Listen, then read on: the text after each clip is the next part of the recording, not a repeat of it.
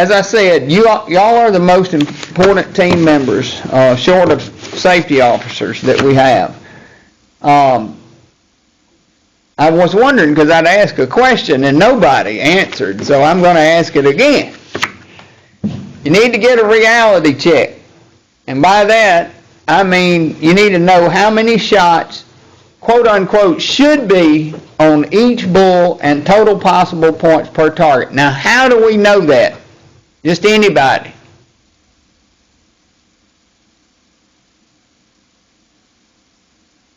By the number of shots they're supposed to shoot on a target. That's correct. And how do we know how many shots they're supposed to shoot on target? Well, it's in the rule book. There you go. It's by knowing the course. There you go. Dr. Lacey says know the rules. That's exactly right. The course of fire is going to tell you how many shots. Okay, so we're going to talk about that. I'm going to break that down here in a minute. So you need to know the course of fire. Be consistent. Obviously, when you're scoring, you want to be consistent.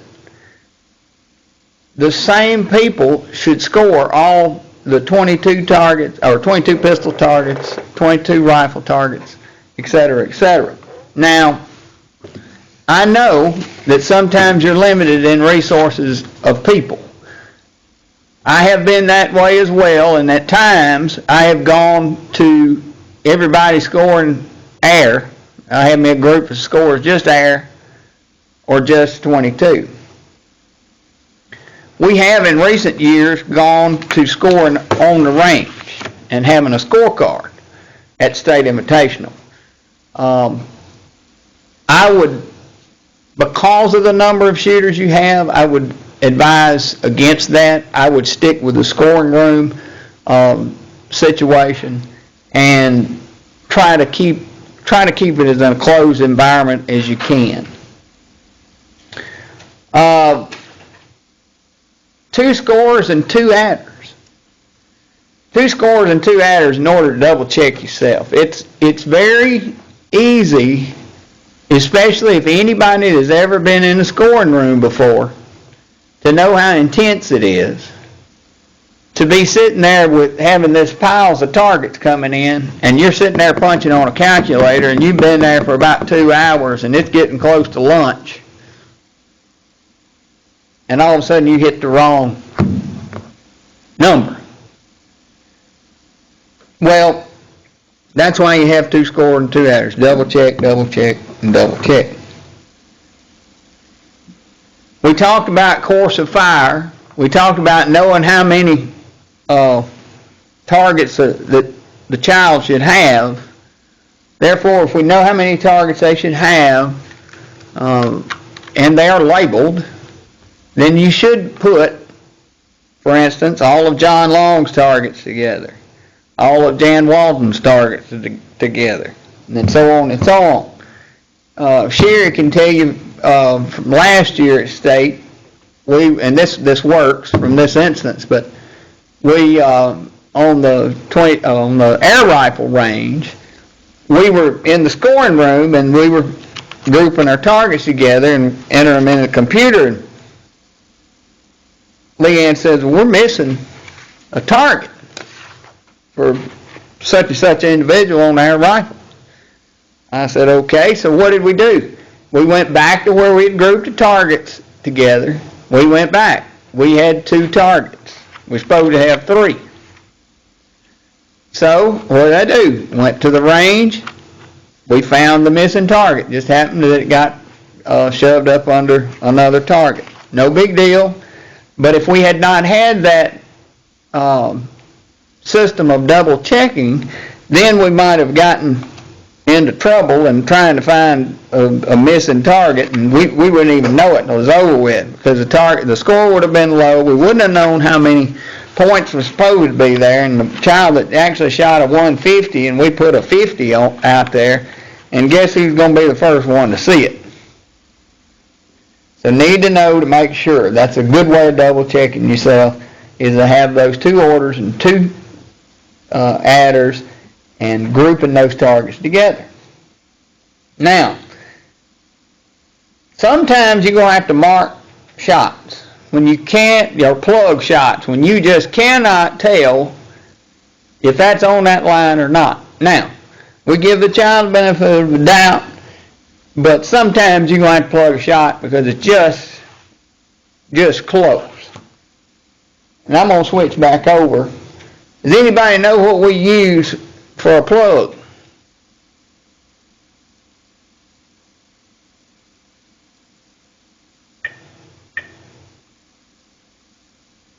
I can get this. Well, trying to swap back over to me. Maybe it'll come back up. Maybe not.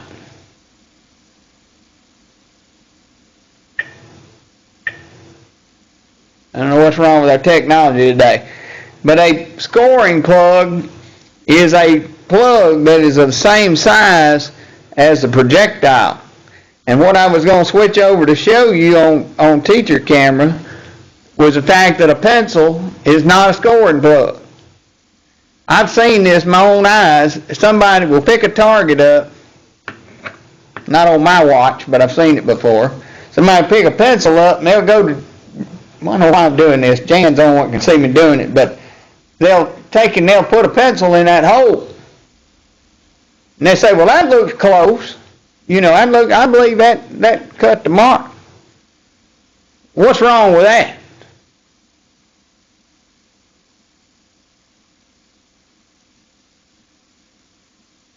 I bet you can't hear me again. Anybody hear me? We can hear you, John, but all we can see is the PowerPoint you pulled up. The first one's still up That's fine. I'm just saying, what's wrong with using a pencil for a plug? It's bigger than a projectile. It's not the Pencil same is size as bigger a than a bullet. projectile. That's exactly right. What happened, pencil's too big, Dr. Lacey said. That's correct. What's going to happen is you've molested that hole with that pencil. And you go in there and go to poking around looking at it, even unintentionally. You know, you'll say, well, that looks close, and you'll stick that pencil in there. Well, if you go in there and try to stick that scoring plug in there afterwards, it's going to be too big, and you're really not going to be able to tell the shot. So do not use a pencil for a plug. You should have scoring plugs. Now, in the rule book, in the event handbook, I should say, there in the back there in the appendix, we have 3 pages of material there that says guidelines for scoring paper targets, talking about using inward scoring gauges and outward scoring gauges. There's 3 pages there. So read up on those, because it's not just as simple as sticking a plug in the hole and saying, well, that looks close. You have to place the plug in the hole. You have to look at it from an angle. You have to have proper lighting, and then you have to make a decision.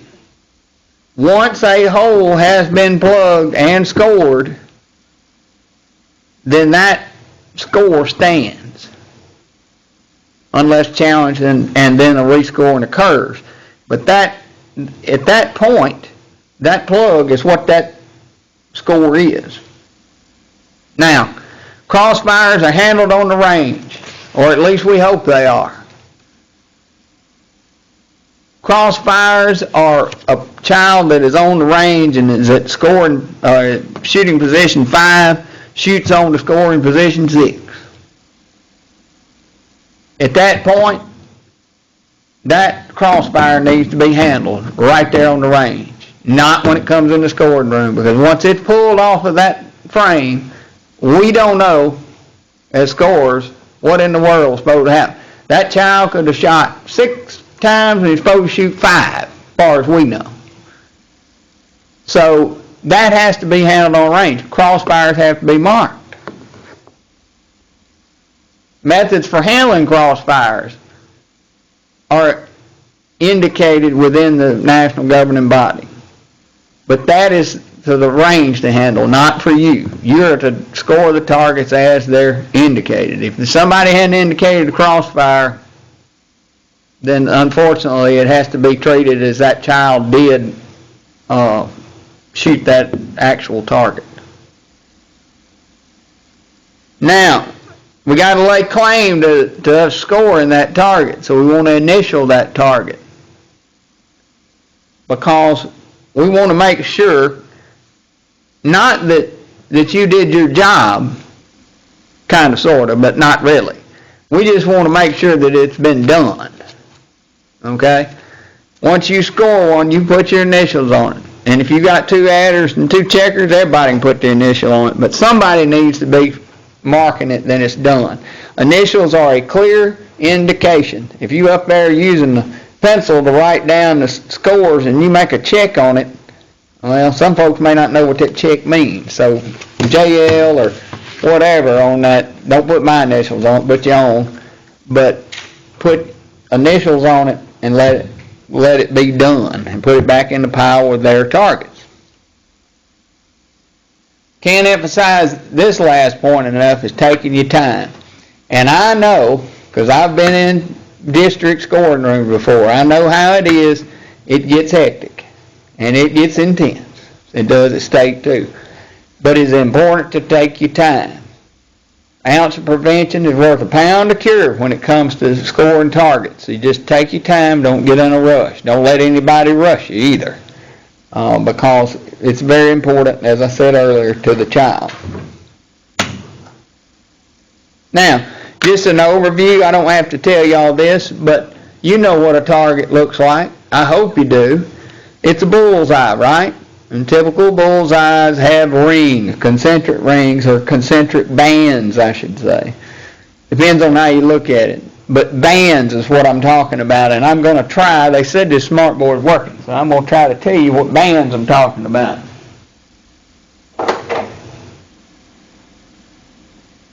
That's a band, that's a band, that's a band, that's a band. Y'all see what I'm talking about? Okay, and then even on this target we have the numbers. It tells you what those bands mean. Okay? So, lines between bands are higher of the scoring area, part of the scoring area. So, if you have a shot here, that's actually a 6 because it's broken that inner ring or inner band. Target is scored from center out. So you have the center is 10, and then each ring out is 1 point less. Okay? And then obviously if you have a shot outside of the scoring area, that is counted as a 0.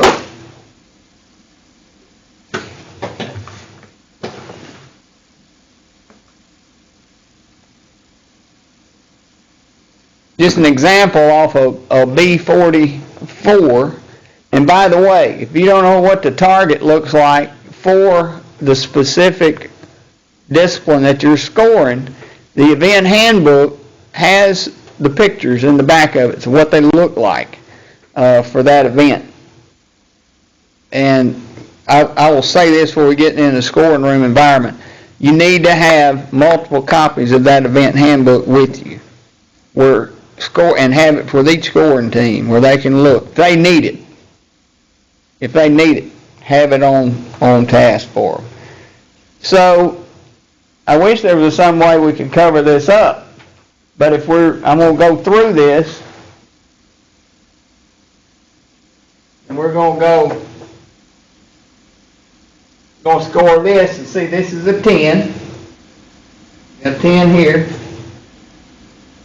9, 8, 8. Y'all help me out if I miss one. 7, 7.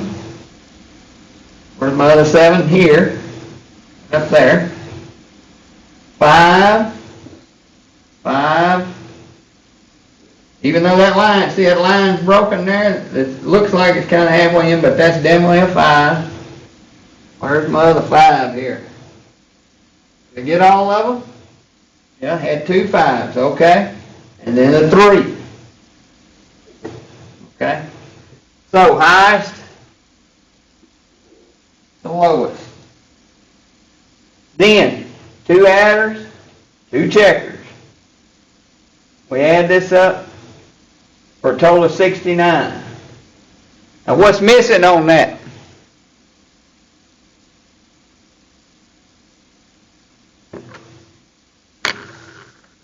Anybody tell me what's missing on that?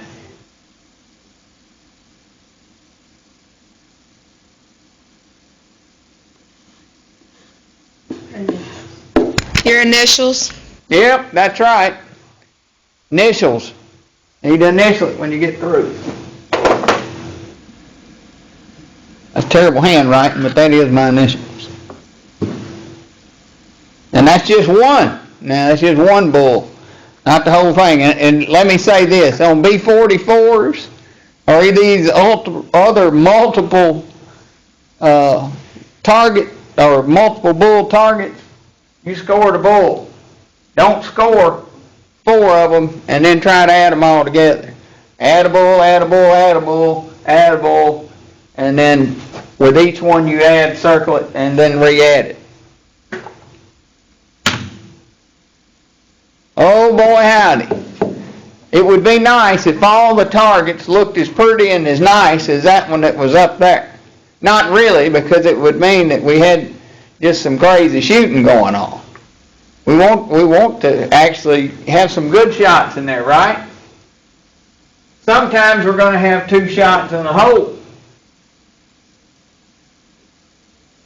Like this. And then pellets, notorious for turning. Like that. And you get kind of that oval shape. But that's indicative of a turn pellet. Okay? Luckily here, this is in the 8 ring, so that's not as big of a deal. But sometimes if they're going to turn, you have to look to see if it's cutting the line or not. You're going to have times when there's too many targets, too many shots in the target, and you're going to have times when there's too few shots in the target. That goes back to knowing the course of fire for that event, as I said earlier. Okay, knowing that course of fire. So, we have for 5-meter air pistol, you'll see that there's 1 target. Course of fire says there's going to be 5 shots for each bull. I'm not a mathematician, but if you got 5 shots per bull and 4 bulls, that's 20 shots.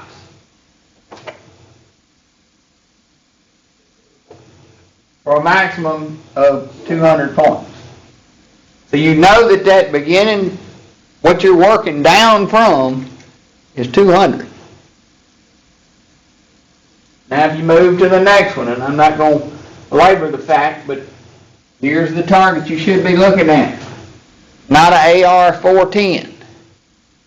This is a B-44.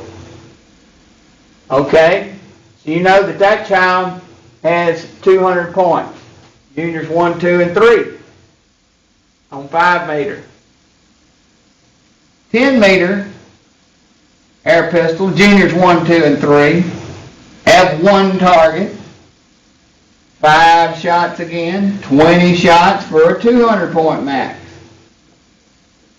Okay, then we throw a wrench in the system, and we'll say seniors 1 and 2. 2 targets.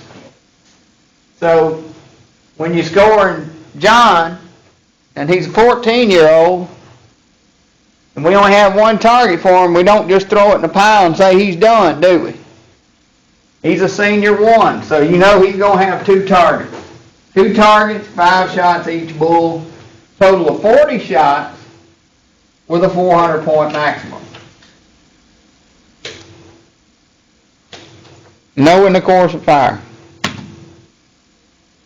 I can tell you, and what I do, as far as the way I do targets for state, is I have these pre-grouped.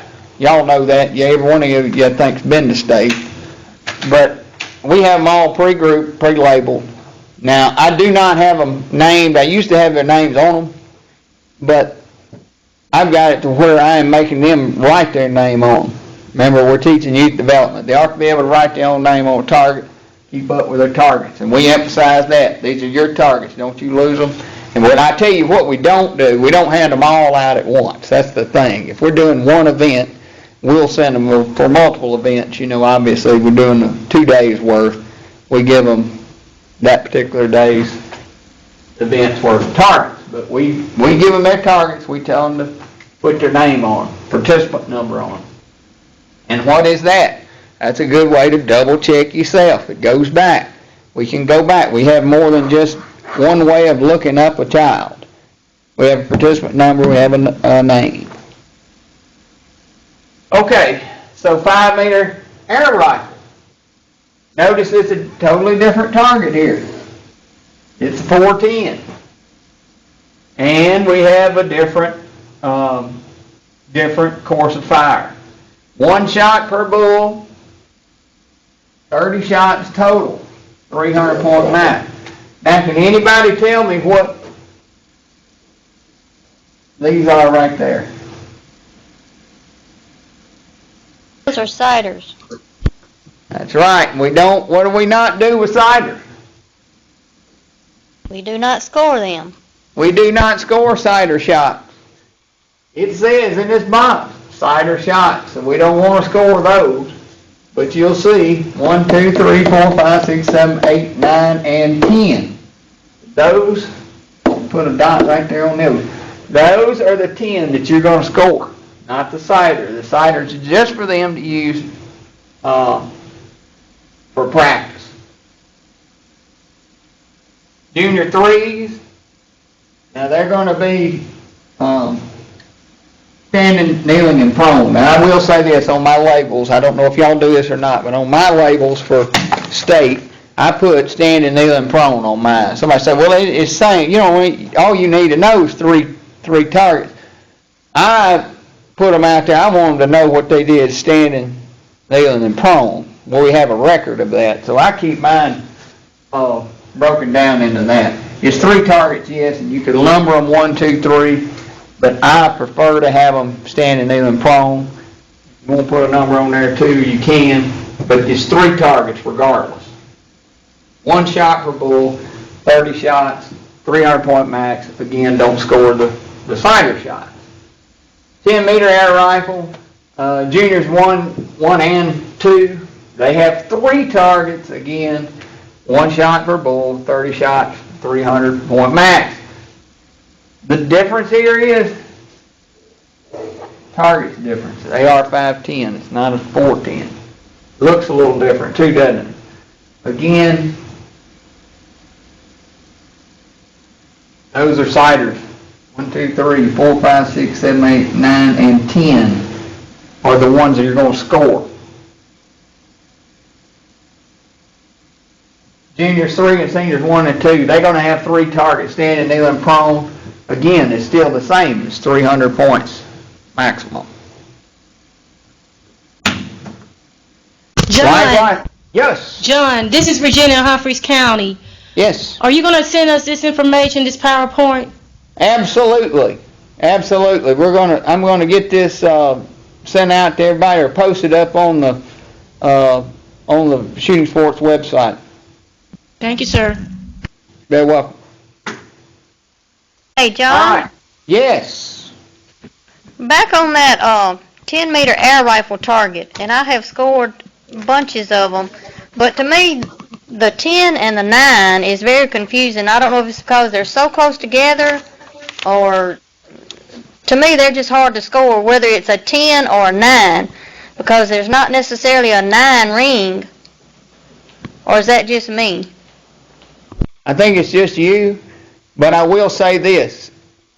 Those targets are hard to score regardless because of the fact that you're looking at this, and I wish that we had a better way of seeing this, but y'all know how that the center is so black and those rings just fade away.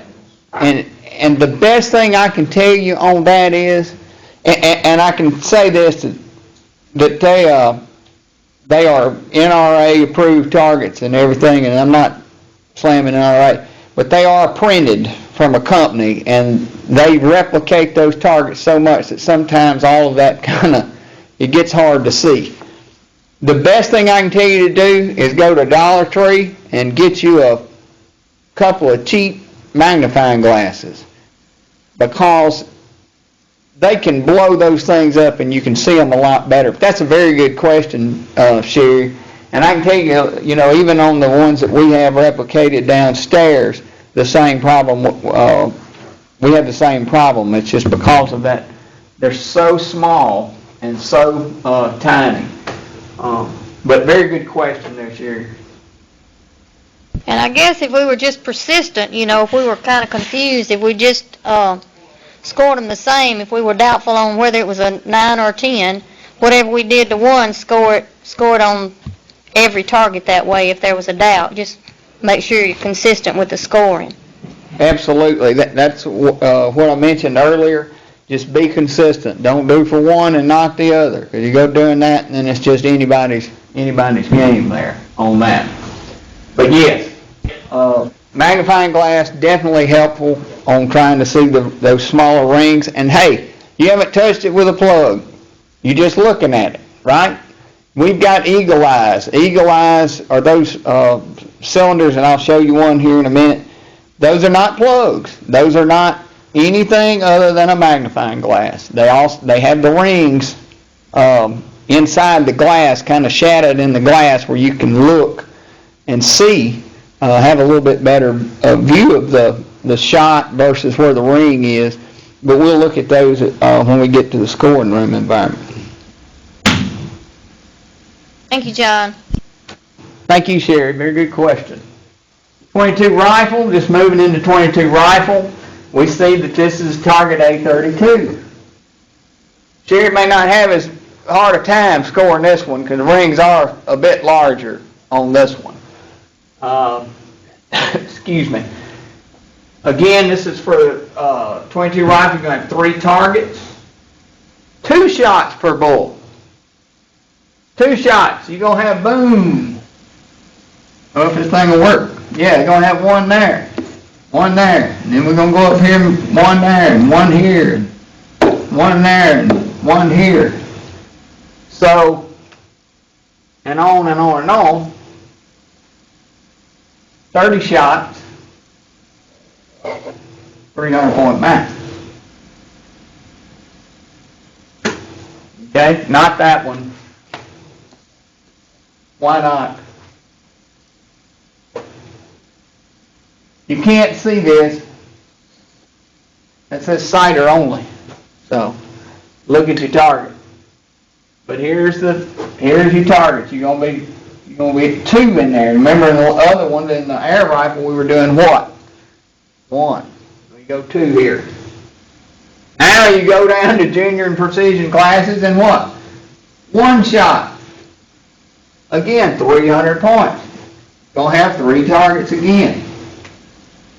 Those are sighter targets. The rest of them are, looks kind of like that the A510, but this is actually an A36.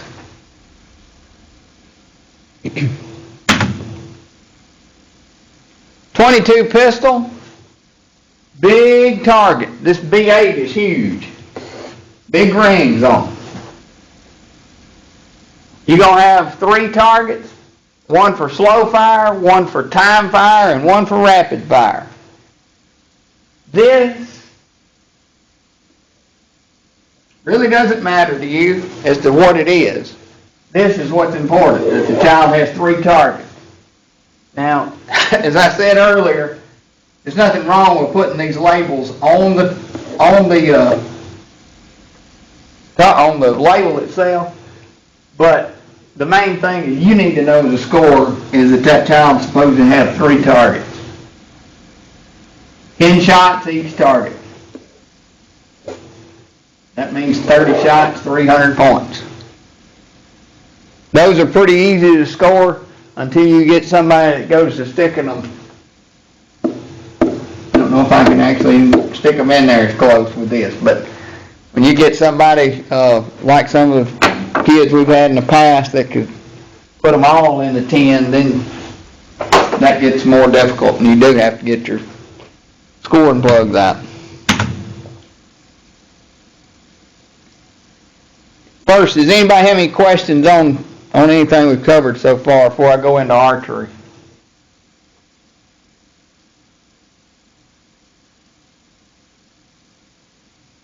Okay. Archery is basically the same thing, it's just a lot more colorful.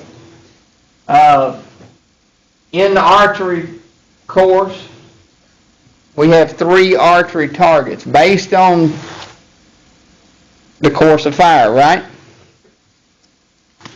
So on archery, we have a 60 centimeter, we have a 40 centimeter. Now, like I said, these are listed in the book. But if you notice down here, these are actual photographs that we got from the event handbook itself, and you'll notice there's a ruler down there to give you scales. So 60 is obviously larger than 40, but they both look the same. They both scored the same, and I'm going to show you that. That's what they look like laid on top of each other. So tell us a big difference. Couldn't have noticed that from this, really. But once you put them side by side, one is definitely smaller than the other. This is called a Vegas style 5-spot. Now we just went to this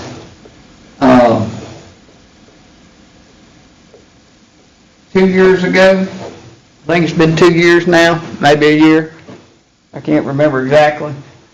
But this Vegas We just style, started last year, John. last year. Thank you, Sherry. I knew it was recent. This has replaced that old blue 5-spot that we had. That blue 5-spot was a field 5-spot.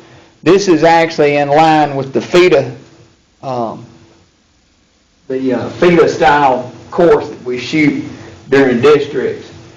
This is actually a 40 centimeter center. This target is optional. The child can either shoot a 40 or a 5-spot and unlimited shooters, I should say. Keep arrow stacking. So you got some of those folks shooting those high dollar bows of them really nice sights. They can get out there and put all their arrows in the middle of one of those 40 centimeters, and they go to ruining arrows, you see, and the arrows they shoot is pretty dang expensive, and they don't want to ruin them. So they'll go to this Vegas style where they can shoot here and here and here and here based on the course of fire, obviously, and that prevents them from getting broken arrows. But all in all, it's still a 40 centimeter center. Scoring's really easy because it goes along the same lines as everything else we talked about. It's the concentric bands, 10 all the way up to 1. Okay? Now, we didn't talk about this on the other ones. What's that? I should have used a different symbol. I gave you the answer before I even wrote it down. That's an X right in there. What's X's used for? Do you know what X's are used for? To break a tie? That's right, breaking a tie. So if you have somebody that has 5 X's versus 10 X's or 12 X's, that person's going to break the tie. I should say 12, I said 10, whatever, if they were tied for that number. So those are used to break ties. Now, on the Vegas style, same thing. You're working outward, 10, 9, 8, 7. So see, you're only getting out here to 7, 7, 8, and you can't see it because I'm drawing in the wrong color. But anyway, 7, 8, 9, 10, and 10X. Or you can coming back out, like I said, working your way out, it's 10X, 10, 9, 8, 7.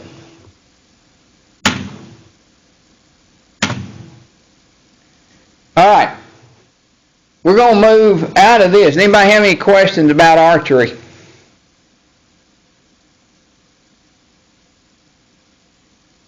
Okay. We're going to move out of actual scoring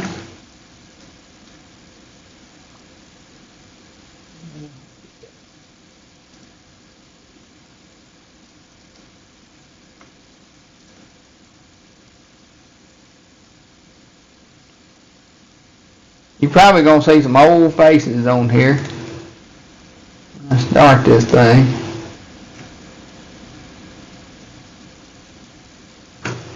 We want to talk about the ideal environment when you're scoring targets. Now, I've seen all kinds of scoring environments. Some that I really can't believe actually worked, but again, sometimes you had to work with what you got. An ideal scoring environment is not an agent sitting down with a parent looking over the shoulder. That's not ideal. That's putting too much pressure on the agent to do a good job, and a parent breathing down your neck. I have seen a stack of targets picked up by a parent and taken elsewhere to be scored after they'd already been scored. They was complaining that the agents didn't do a good job or weren't doing the right thing, yada, yada, yada. And they said they was going to do the right. Well, we had to stop him and get the targets back. I'm going to try to describe to you an ideal target scoring environment. Something we try to implement. Who should be in the scoring room? A scoring officer. I call him a chief statistical officer. That, if you look in a national governing body, that's how they're referred to, and it sounds pretty highfalutin.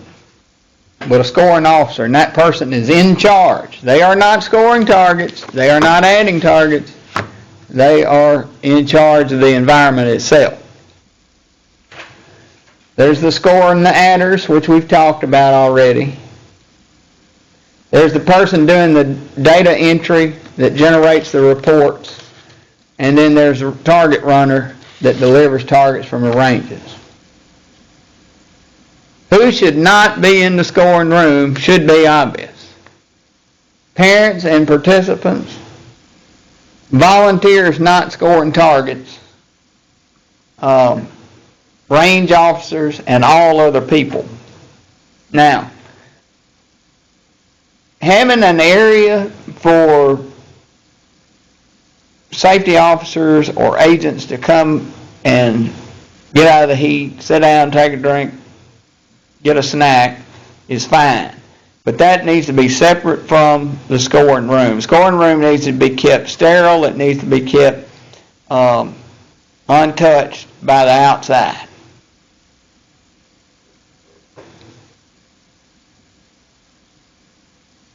It's got to be quiet.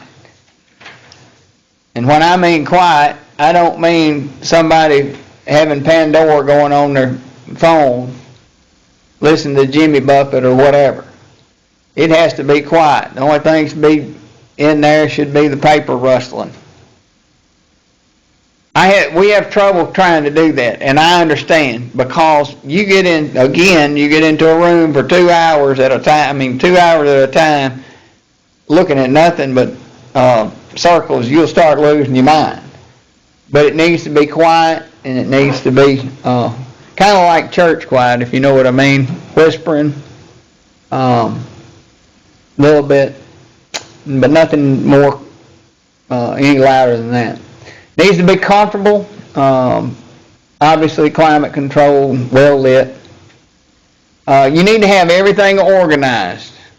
You need to have the materials that you need beforehand. I'll go over some of those materials. You need to have your scoring plugs. You need to have pencils. And you need to have your, this right here. Call me old-fashioned, but that is the best. Those are solar powered, by the way. Those are the best things that you can have. That's a calculator. That is not the calculator on your phone. The calculator on your phone makes you want to check Facebook, makes you want to tweet something out, makes you want to check your text messages, makes you want to check email, and already that you're distracted. So you don't need to be doing it on your phone. Your phone needs Huh? My phone calculator. Everybody, Jan saying she's used to her phone calculator. Always use the old one. Oh, an old one is good for this. I know, but. Big buttons, not touchscreen.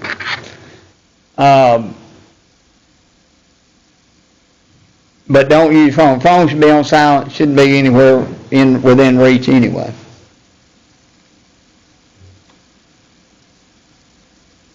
Low traffic, as I said earlier, if you can, it needs to be secluded from the ranges.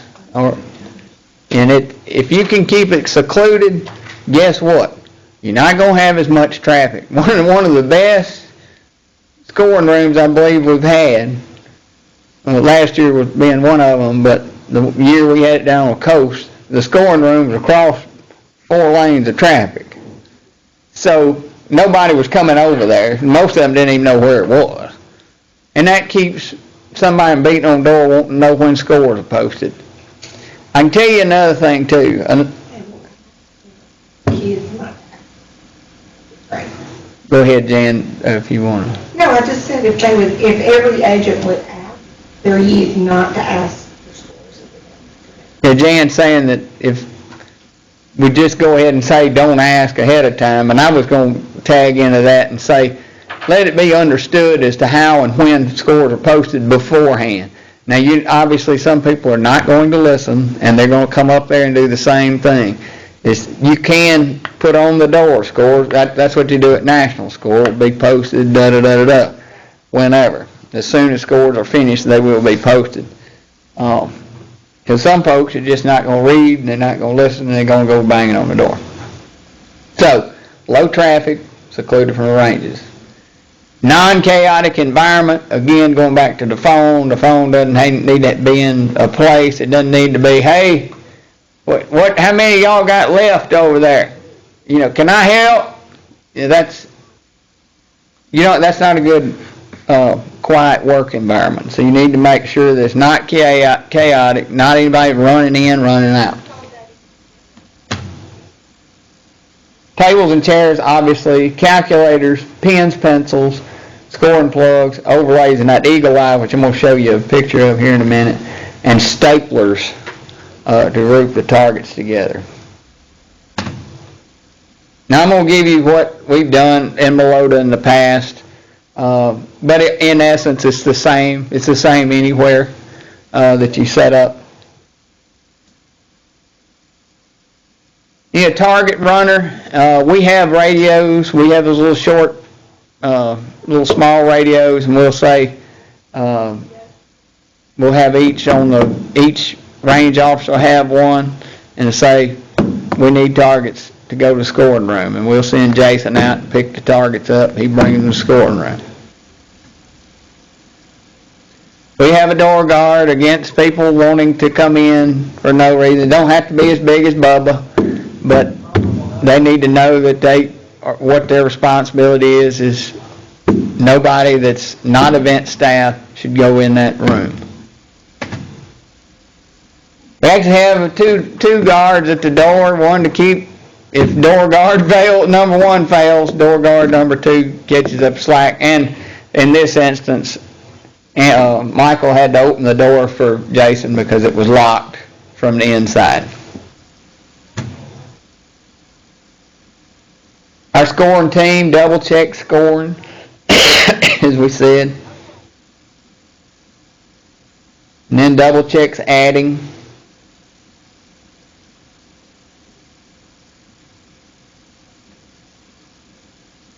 You'll see here, these are the things we've talked about. Range officer initials. Each bull scored and the plugs are marked. Final score is circled up at the top, and then the scorer's initials down at the bottom. And then you can see down at the very bottom is where we put the label that this particular year, with participant number and name. This is before we started having them write that in. This is the way we organize the targets. This is by shooter. Here's our data entry people. That's John Giesman. Y'all are very familiar with. that enter the scoring program.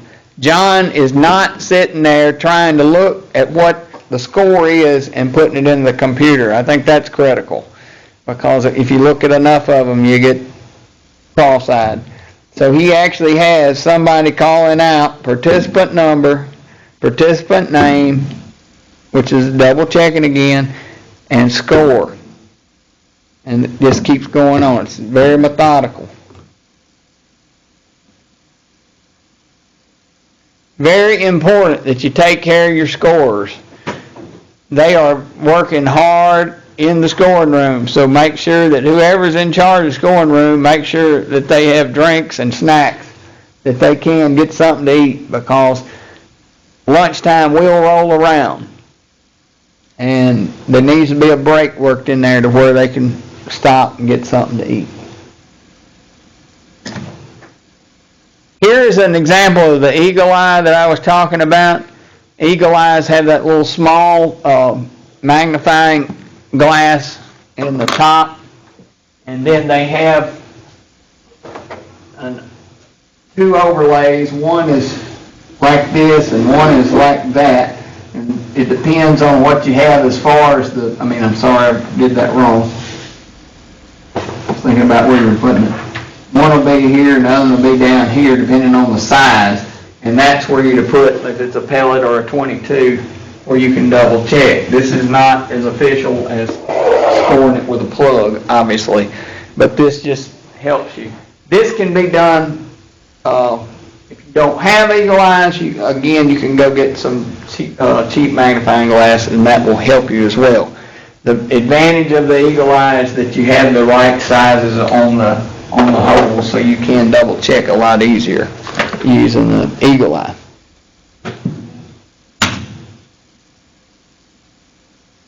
This is just to kind of show you what you may come into. This is just on the size of a penny. How some of these can get a little overshot, I guess you could say. Not overshot, but difficult and hard to do. You have like I said, you have a big responsibility, and I applaud you for your willingness to do the scoring in the room and in your event. I wish you all the best of luck, and if you have any questions, please feel free to contact me. Now, I know we're running just a little over, but I do want to tell you this. If you look in the front of the event handbook, there's on page 11, it states, oh, we lost audio again. Or is that another one? Let's see. That's something, no. Oh, that's not. Y'all can still hear me. Let me see if I can switch back to camera. I wanted to show you this. Okay. If you look on page 11 of the manual, you're going to see this. It says Rules Committee. I'm going to read it to you. It says there will be a Rules Committee in place to handle all rule discrepancies, challenges, or protests that arise. By the way, can anybody tell me what the difference between a challenge and a protest?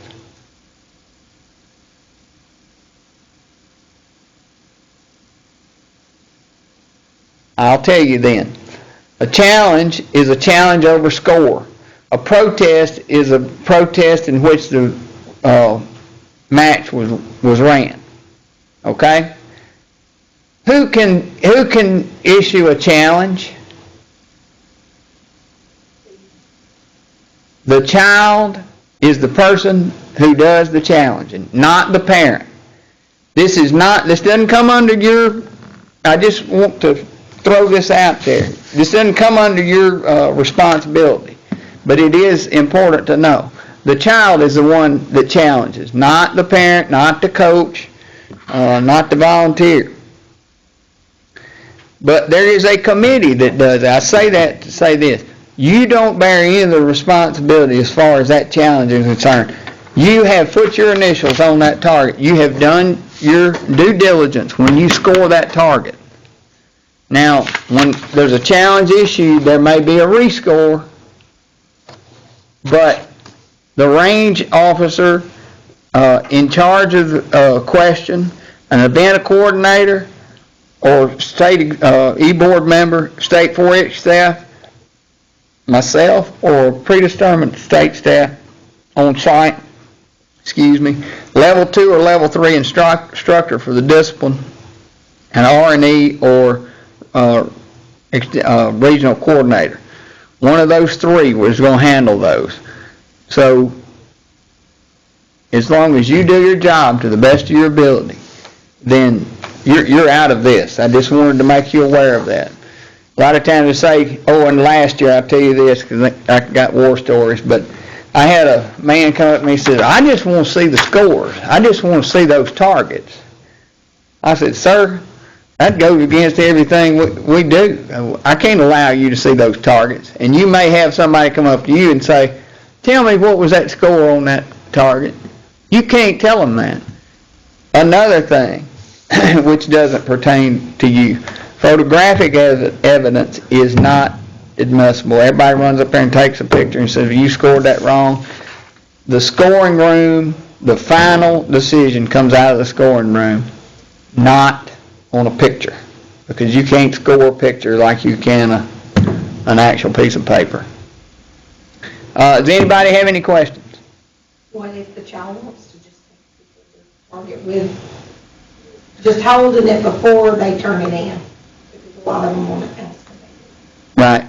No, as far as when it comes off the line, it should come off the line and go straight to the scoring room. Is where it should be, to keep any type of confusion or anybody walking up to it and touching it.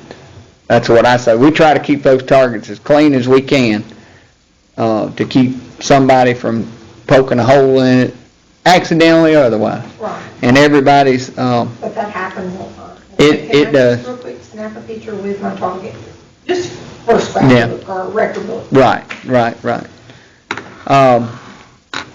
And sometimes that does happen, but in my opinion, it needs to come off the range as soon as possible. But good question.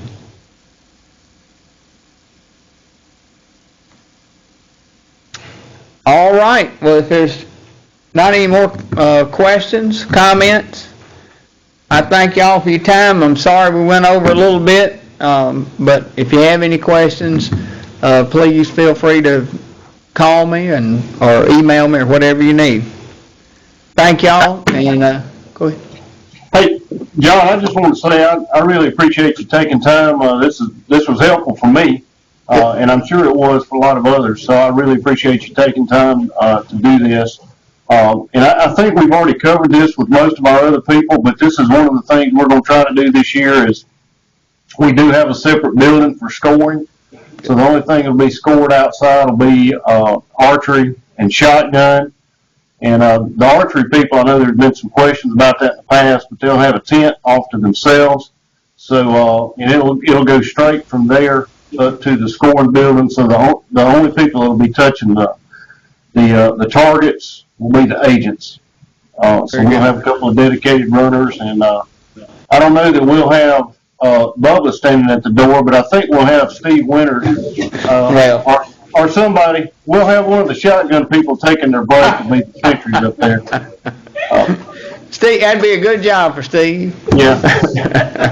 So, but anyway, looking forward to seeing everybody on Friday. I've made some notes here, and I'll be touching base with Mary Alice and Sherry on some questions just to make sure we've got some supplies. But anyway, that's all I have, unless someone has some questions for Dr. Long. One thing that I will say, and this goes after the event, I always take all the targets and destroy them. I don't leave them anywhere somebody can pick through them either. I take them and I take them off to where nobody can go through, and once they're done, they're done. They're dead. Once that competition's over with, it's over with and it stands. So thank y'all so much. Thank you, Dr. Lacey, and if there's anything else I can do, y'all let me know. Y'all have a great afternoon. Hey, thank you. John.